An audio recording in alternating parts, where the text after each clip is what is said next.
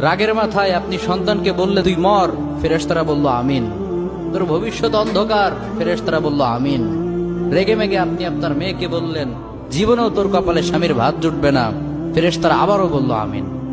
আচ্ছা, আপনি না সেই ব্যক্তি যে তার নিজের জীবনের চাইতেও সন্তানকে বেশি ভালোবাসেন? আপনি না সেই ব্যক্তি যে তার সন্তানের জন্য হাসতে হাসতে নিজের জীবনটাও দিয়ে দিতে পারেন? আপনি না সেই ব্যক্তি যে আল্লাহর কাছে নিজের চাইতেও সন্তানের জন্য বেশি দোয়া করে? তাহলে কি করে নিজের হাতে নিজের সন্তানের এত বড় ক্ষতি করতে পারলেন? Doesn't make any sense. Common sense বলতে কিচ্ছু নাই আপনাদের?